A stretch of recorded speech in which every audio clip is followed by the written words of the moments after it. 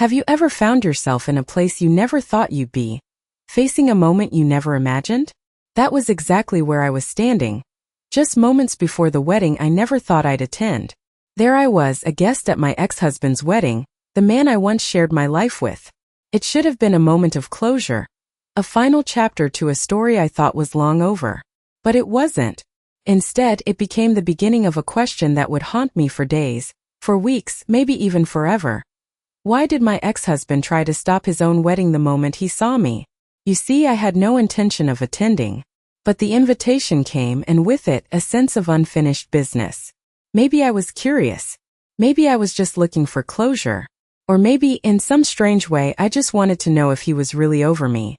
We were never meant to be, that much was clear. But life has a funny way of twisting things, doesn't it? So there I was, dressed in something that wasn't too formal but wasn't too casual either. Just enough to blend in without making waves. I stood at the back of the room, my heart racing, watching him up at the altar with her, the woman who was about to become his wife. I should have felt nothing. But I didn't. I felt everything. It wasn't anger. It wasn't regret. It wasn't even sadness. It was something else. Something I couldn't name, but something I couldn't ignore either. As the ceremony continued, I couldn't help but watch him, my ex-husband, standing there looking so different. There was a nervous energy about him, a hesitation in his smile. And then, as the priest asked if anyone had objections, I saw it, the briefest moment where his eyes met mine. It was almost imperceptible, but I saw it. He froze. His smile faltered. And in that split second I knew. Something had shifted. And not in the way I thought it would. The man who once loved me, the man I once thought I knew, was standing there, struggling with something I couldn't understand. The crowd held its breath. I held mine. And then, just like that, he took a step back. Everyone looked at him confused, but I knew. I knew exactly what was happening. He was trying to stop his wedding, not because he didn't want to marry her, but because he couldn't handle seeing me there, standing in front of him, a reminder of everything he had left behind. It was a moment frozen in time. The silence that followed felt like hours. No one dared to speak, no one moved. And then he turned to me. His gaze locked onto mine, and the room seemed to disappear. What happened next I didn't expect. But I should have. It had been years since I last saw Mark, and even though I tried to convince myself that I had moved on, that moment proved just how far from the truth I was. The room was still frozen, everyone waiting for him to speak. His eyes never left mine, and for the briefest second I could see the conflict in them. He was torn. It was like all the emotions he had buried deep inside suddenly resurfaced, and he didn't know how to handle it. The priest, who had been patiently waiting for the exchange, cleared his throat. I could feel the tension in the air, thick enough to cut with a knife. My heart pounded, and I couldn't decide whether to walk out or to stay and confront him. But I stayed. I couldn't help myself. This was it, the moment I had never wanted to face, but here it was, demanding my attention. Mark's face softened for a moment, and then he stepped forward, his voice shaky as he spoke. I need a moment, he said, his words barely audible to the people around us. The room buzzed with confusion, whispers of disbelief. I stood there paralyzed, my mind racing. What was he doing? Why was he doing this? Was he regretting his decision? Was he having second thoughts about the life he was about to build with someone else? His eyes finally moved away from me, focusing on the woman standing at the altar, Sarah. I watched as he seemed to search her face for something. I didn't know if he was looking for reassurance, but whatever it was, it didn't seem to satisfy him. Sarah, for her part, stood there with a look of uncertainty, her hands clasped tightly in front of her. She was beautiful, no doubt about that. But in that moment, I couldn't help but feel sorry for her. She was standing in the shadow of a past that she couldn't possibly understand. Mark, Sarah said softly, her voice laced with concern. What's going on? Her question hung in the air, but Mark didn't answer. Instead, he turned back to me, as if he were silently asking for permission to speak, to explain whatever it was that had driven him to this point. I wanted to say something, anything to make him stop, to tell him that it wasn't the right time, that he had made his choice. But I couldn't. I couldn't lie to myself or to him. He was still my ex-husband, and maybe, just maybe, the closure I thought I had was just an illusion. Mark finally exhaled, his shoulders sagging in defeat.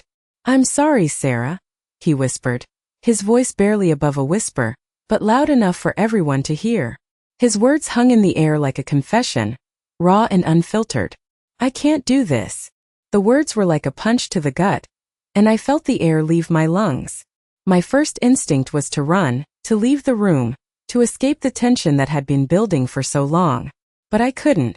I was frozen in place. Sarah's face twisted in disbelief, her eyes searching Mark's for answers. "What do you mean?" she asked, her voice trembling with a mixture of confusion and hurt. But Mark didn't respond. Instead, he just stood there, his gaze fixed on me once again. "I'm sorry, Sarah," he said again, this time more firmly. "I can't marry you." The words echoed through the room, and I could feel everyone's eyes on me. I wasn't sure how to react. Was this really happening?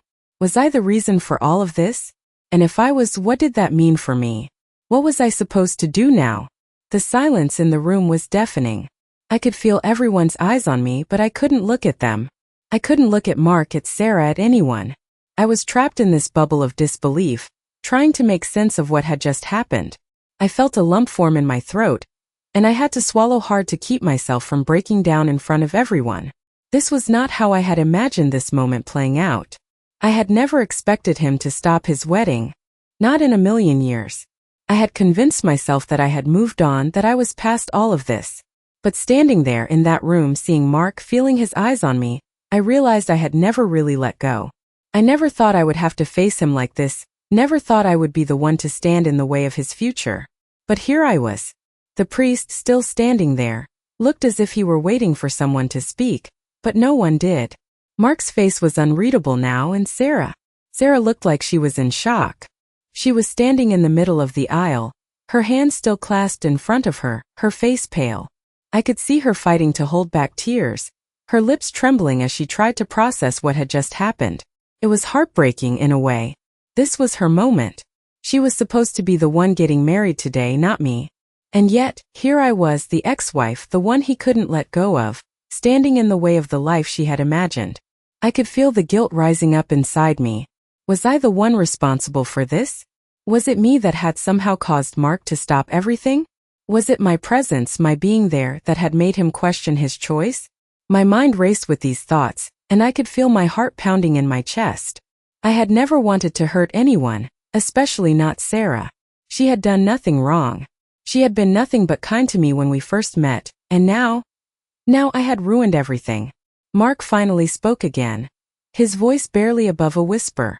"I'm sorry," he said, but his apology seemed hollow, like he was apologizing for something he couldn't take back. "I never meant for this to happen." His words seemed to hang in the air, and I could see Sarah flinch. "Mark, what are you doing?" she asked, her voice shaking. You're going to ruin everything." It was the fear in her voice that struck me. She wasn't angry. She wasn't accusing him. She was scared. Scared of losing him. Scared of losing the life they had planned together. I felt a pang of sympathy for her, but at the same time I couldn't help but wonder. If she had known this was coming, if she had known that Mark wasn't completely over me, the thought made my stomach twist in knots. Mark stepped away from the altar, his eyes never leaving mine. It was like he was drawn to me, like he couldn't fight the pull of the past. I wanted to turn away, to leave the room and let him figure it out on his own, but I couldn't move. I was frozen, stuck in this moment that felt like it was happening to someone else, not me. "I can't marry you, Sarah," Mark said again, his voice firm this time, but the pain was still evident in his eyes. "I can't marry anyone, not when she's standing here." I heard Sarah gasp, and I could feel her heart shatter. She had never expected this. None of us had. The tears started to well up in her eyes, but she didn't let them fall. Instead, she just nodded slowly like she understood, even though I knew she didn't. No one understood. "I'm so sorry," Mark whispered, his voice cracking as he turned to Sarah, but there was no one left to say anything to. The damage had been done. The room was still. The wedding was over. And I was left standing there, feeling like a ghost in my own life, wondering how it all came to this. Was I the cause of this chaos? Was it really my fault? Or was this something that had been building up for years, waiting for the right moment to explode? The room was still, but inside I was anything but calm. I could feel the weight of the situation pressing down on me, like I was suffocating under the intensity of it all. Mark had just rejected Sarah in front of everyone, and I was the reason why. My mind kept replaying those words he had said, the ones that echoed in my ears like a haunting refrain. I can't marry anyone, not when she's standing here. The room was quiet, but I could feel the eyes of everyone in the church all focused on me. They were looking at me like I was the villain in this story, like I was the one who had come in and ruined everything. And maybe, in a way, I hadn't meant for any of this to happen. I hadn't asked to be here today, hadn't asked to be the one who disrupted the lives of two people who were supposed to be happy. But here I was, standing in the middle of their lives, the ex-wife who had somehow come between them. I looked at Sarah, her face pale, her eyes wide with shock. She was trying to hold herself together, but it was clear that everything she had been planning for the past few months, maybe even years, was falling apart. I wanted to go to her to apologize, to tell her that it wasn't my fault, but I couldn't. I didn't know what to say, or even how to make her understand. She was the woman Mark was supposed to marry. I was the woman he had already left behind. I had no right to interfere, no right to make her feel like this. Mark stepped forward again, and for a moment, I thought he was going to speak to me, but instead he turned to Sarah. "I am so sorry," he said, his voice low, filled with regret. "This isn't what I wanted. I never meant to hurt you." Sarah didn't say anything, but I could see the tears welling up in her eyes. She was holding them back, but I could tell it wasn't easy. She wasn't angry. She wasn't screaming at him. She was just broken. I watched as she took a deep breath, her hands trembling as she wiped away a tear that had escaped down her cheek. "Mark," she said softly, her voice barely a whisper. "I thought we were past this. I thought you loved me." I could see the pain in her eyes, and it hit me like a ton of bricks. I had no idea what it felt like to be in her shoes, to be the one standing at the altar with the person you thought you would spend the rest of your life with, only to have them turn to you and say those words. It was cruel. It was unfair. And I knew I couldn't fix it. Mark didn't know what to say to that. He opened his mouth as if he was going to explain himself, but no words came out. He just stood there frozen, staring at Sarah like he couldn't believe what he had just done. I felt a pang of guilt wash over me, but I couldn't deny the truth. He wasn't over me. Maybe he thought he had moved on. Maybe he thought marrying Sarah would fix everything. But the truth was, he hadn't let go of the past. And now, because of me, because I had been standing there, the future he had built with Sarah was slipping through his fingers. I didn't know what to do. I didn't know how to fix this. But I knew one thing. I couldn't just stand there and let this continue. I had to leave. It wasn't my place to be part of their lives anymore. It wasn't my place to cause any more pain. So I turned slowly, my heart heavy with the weight of it all, and I walked toward the door. I couldn't look back. I couldn't face either of them right now. I had done enough damage. The sound of the door closing behind me was like a finality, a sound that signified the end of something I had never truly let go of. As I walked down the empty hallway, I tried to convince myself that this was the right thing to do, that I was doing the right thing by walking away. But deep down, I knew it wasn't just about them. It was about me too. It was about the things I hadn't dealt with, the emotions I had shoved down for so long. And now, in the quiet of that hallway, I had to face them. I had to face the fact that maybe, just maybe, I wasn't as over Mark as I had thought. But it was too late for that. The damage had already been done. The walk down the hallway felt endless. With each step, the weight in my chest grew heavier, the reality of what had just happened sinking deeper into my bones. I had left the church, the scene of the wreckage, but the damage wasn't just behind me. It was inside me too. I couldn't stop replaying the look on Sarah's face, the confusion, the hurt, the shock. It was as if I had become the unwitting villain in a story I never signed up to be part of. And Mark, his eyes still haunted me. I knew what I had to do, but that didn't make it any easier. I couldn't keep running from my past. Couldn't keep pretending that everything was fine when it clearly wasn't. But I didn't know where to start, where to go from here. I had left everything behind when I walked away from Mark, or so I thought. But now it seemed like it was all coming back to me, crashing into my life like a tidal wave. I reached my car and sat down in the driver's seat, staring ahead, trying to make sense of what had just unfolded. The church behind me was a blur. but the scene was still playing in my mind like a movie I couldn't turn off. Mark had said it wasn't what he wanted, that he never meant for any of this to happen. But did he mean it? Or was he just caught in a moment of panic, unsure of what to do, of what he wanted? I didn't know. And worse, I didn't know if I even wanted to know. The feeling of guilt pressed down on me. But there was something else too. Something I couldn't quite put into words. It wasn't relief exactly. It wasn't closure either. It was more like an opening. A door that had been closed for so long was now slightly ajar, and I could feel the pull to walk through it. But was it the right thing to do? Was I supposed to walk away? Or was I supposed to confront this? I wasn't sure. My hands gripped the steering wheel, my knuckles turning white, as I sat there trying to find the answer. The silence in the car was deafening, and for the first time in a long time, I was alone with my thoughts, with the uncertainty of it all. I wasn't sure how long I had been sitting there when my phone buzzed in the passenger seat. I glanced over, seeing Mark's name on the screen. I hesitated, my finger hovering over the ignore button. But then, before I could stop myself, I tapped answer. Emily. His voice cracked, and I could hear the rawness in it, like he hadn't spoken in hours. I'm sorry. I don't know what to say. I don't know what happened back there. I couldn't do it. I couldn't marry her.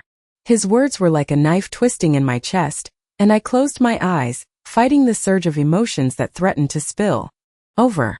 Mark, what are you doing? I whispered, my voice shaky, barely able to keep the tears at bay. You can't keep doing this. You can't just keep turning everything upside down every time you see me. I could feel the weight of my words, the years of pain, of confusion, all coming out in that one moment. I never meant to hurt you, he said softly, his voice so vulnerable, so full of regret. But I don't know how to fix this. I don't know how to fix what's been broken between us. I closed my eyes tighter, unable to respond right away. There was so much I wanted to say, so many questions, so many things I needed to know. But the truth was, I didn't even know where to start. You can't fix it, Mark, I said finally, my voice barely a whisper. It's too late for that. He was silent for a moment, and I could hear the shakiness in his breathing, like he was struggling to find the right words, to find a way back to something that wasn't even there anymore.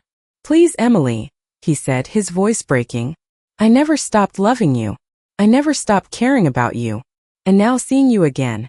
It's too much. His confession hung in the air like a weight, a heavy truth neither of us knew how to deal with.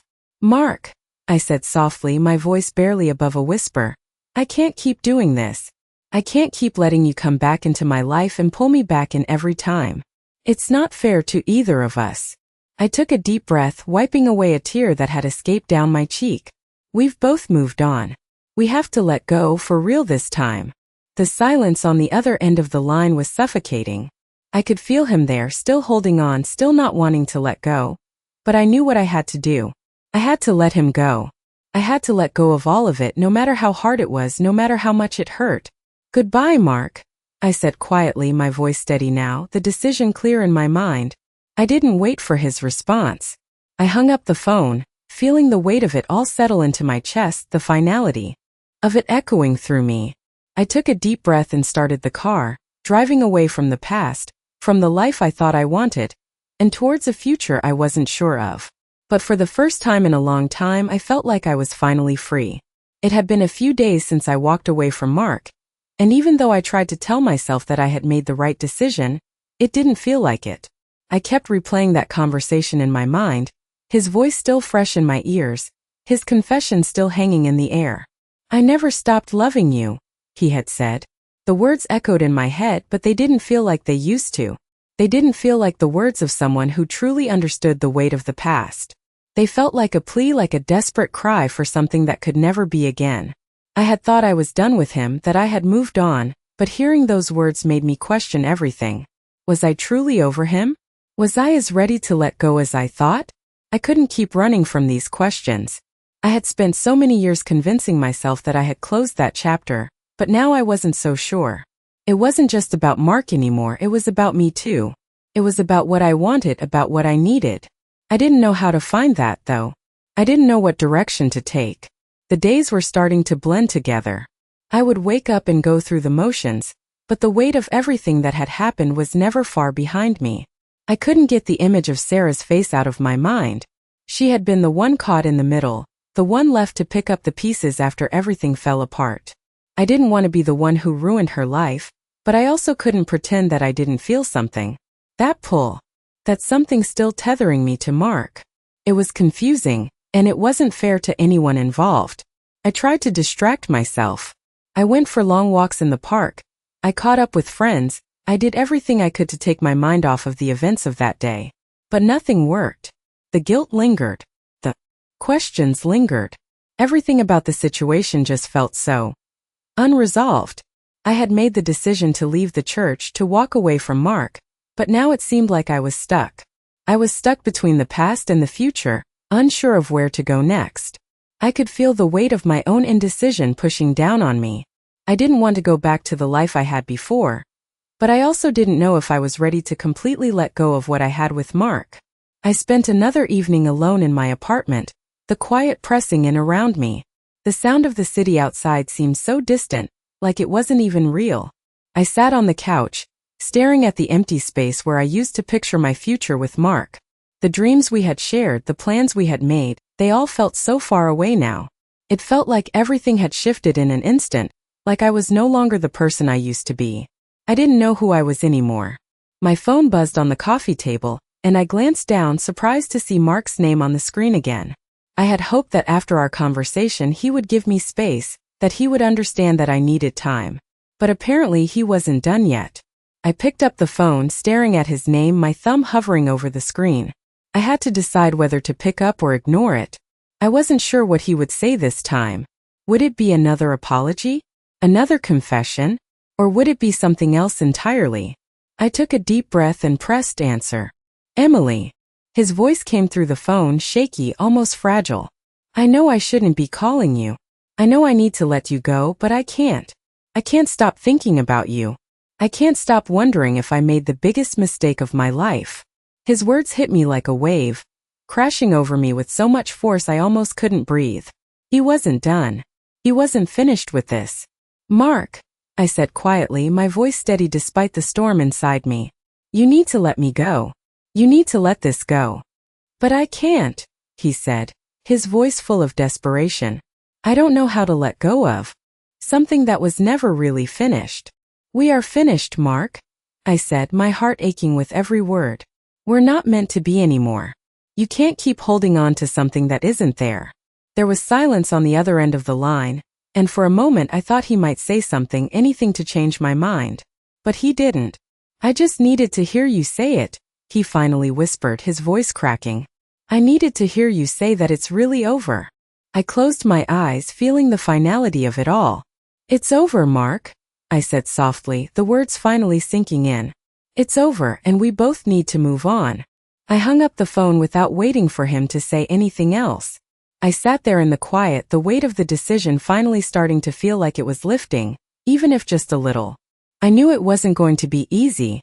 I knew that this wasn't the end of the emotions I would have to process.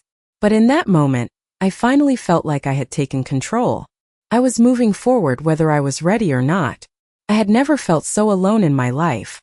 The days following that call with Mark were like a blur, each one blending into the next, filled with an emptiness I couldn't escape. I had told him it was over, that we had to move on, but the words felt hollow even to me. I tried to distract myself, to focus on work, to focus on anything that would keep my mind from spiraling back to the choices I had made, to the life I had walked away from. But it didn't work. The guilt lingered, and so did the confusion. Was I doing the right thing? Could I have handled it differently? And then there was the question that haunted me most. Was I really over Mark?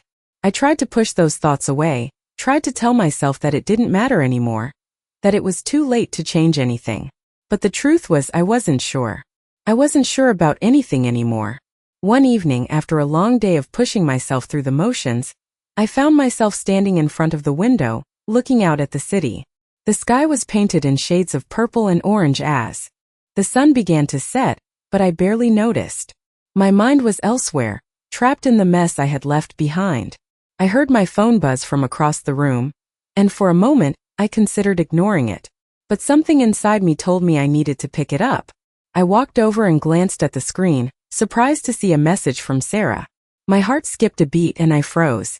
I hadn't heard from her since the wedding, and the last time we had spoken, I had been the one who walked away, leaving her behind in the chaos. I had no idea what to expect from this message, but I couldn't ignore it. I opened it, my heart pounding in my chest. "I need to talk to you," the message read. "Can you meet me tomorrow?" I stared at the words, my mind racing.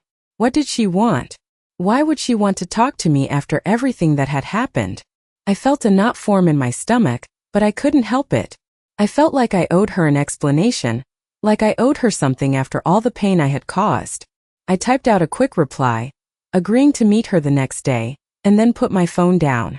I spent the rest of the evening trying to prepare myself for whatever was coming. I didn't know what Sarah wanted to say, but I knew that I had to be ready to face it. The next day, I met her at a small cafe downtown, a place I used to visit when Mark and I were together. The irony wasn't lost on me.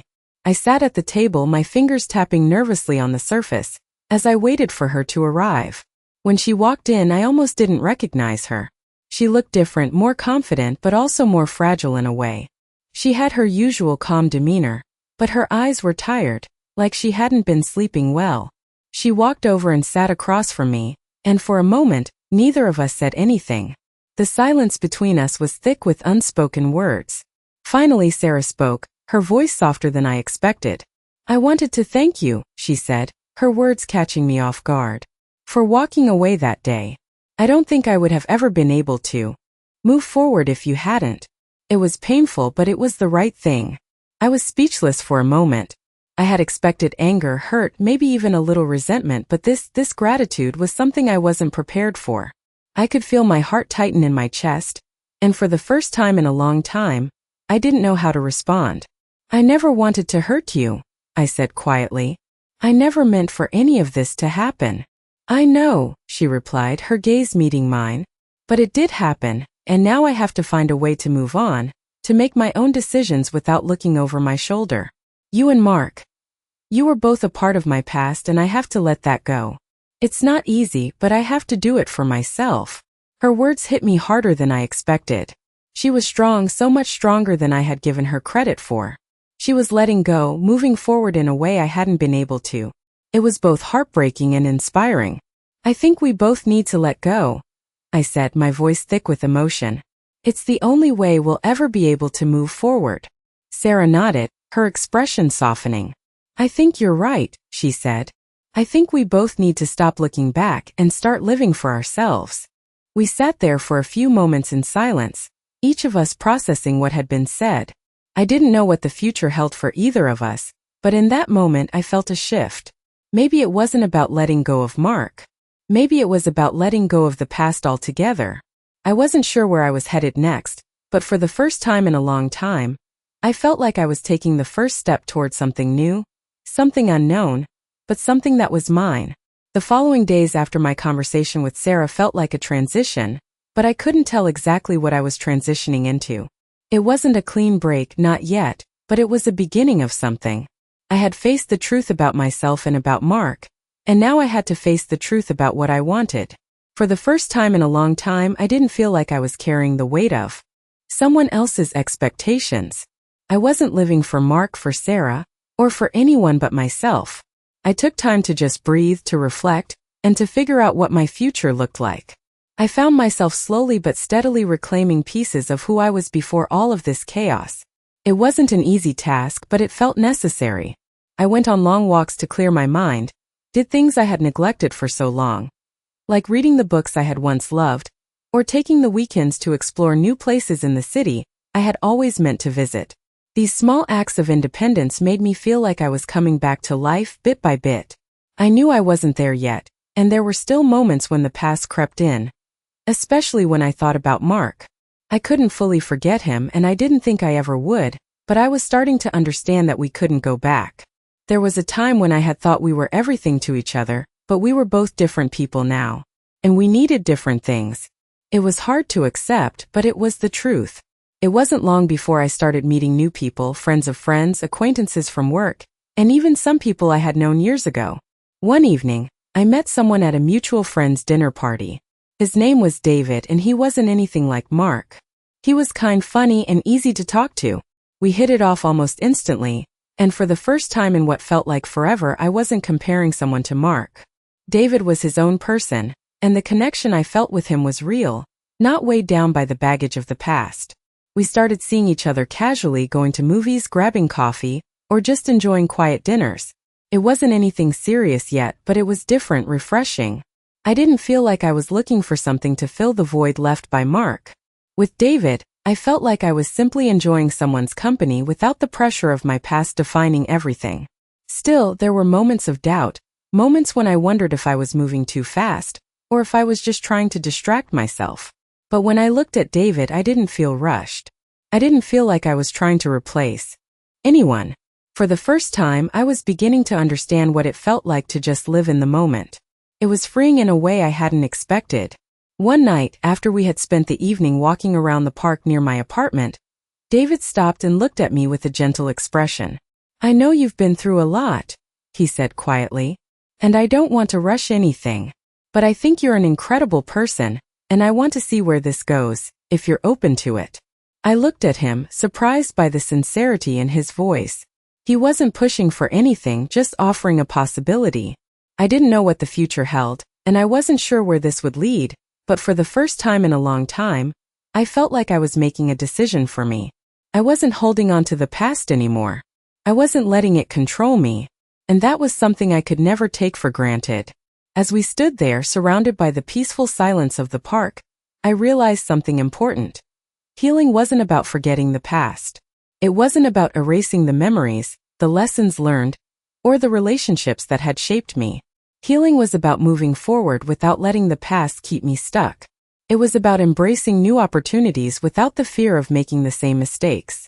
And I was ready for that. I didn't know what tomorrow would bring, or what the future held with David, or even if I would ever hear from Mark again. But for the first time in a long time, I wasn't afraid of it. I was ready to see where life would take me next, knowing that I was finally walking my own path, free from the weight of what had been. It had been weeks since that day in the park with David. I had slowly let myself adjust to the rhythm of this new life I was building. One that wasn't defined by Mark or the past, or the pain I had been holding on to for so long. Things with David had been moving at a pace I could handle, and I wasn't rushing into anything. I didn't need to. I was learning to be patient with myself, allowing the space for my own growth. It wasn't perfect, and there were moments when I would find myself thinking of Mark, wondering where he was, how he was coping with the choices we had both made. But those moments were fewer now, and they didn't have the same weight they once did. I was becoming more and more comfortable in my own skin again, and it felt good. One afternoon, David and I went to a local art gallery. It was something he had suggested, and I was surprised at how much I enjoyed it. I had always loved art, but it had been so long since I had really taken the time to appreciate it. We walked through the exhibits, talking about what we liked and didn't like, debating the meanings behind some of the pieces. It felt light, easy, and natural, like this was how life was supposed to be. After the gallery, we stopped for coffee at a small cafe, a place David had been raving about. We sat at a table by the window, watching the world go by as we sipped our drinks. For the first time in what felt like forever, I felt content. Not in the way I had felt when I was with Mark, where everything seemed so charged and intense. No, this was different. This was peaceful, this was steady, and it felt right. David reached across the table and took my hand in his. "I'm really glad we're doing this," he said softly, his voice warm. "Me too," I replied, squeezing his hand. There was no pressure, no rush. Just two people enjoying each other's company. I knew there were still things I needed to work through, but for the first time in a long time, I didn't feel like I was carrying the weight of my past with me. And that was everything. Later that night, as I lay in bed, I couldn't help but reflect on how far I had come. There had been so many times over the past few months when I had doubted myself, when I had questioned whether I would ever truly move on, whether I would ever be happy again. But now I could see the changes in myself. I was stronger than I had been before.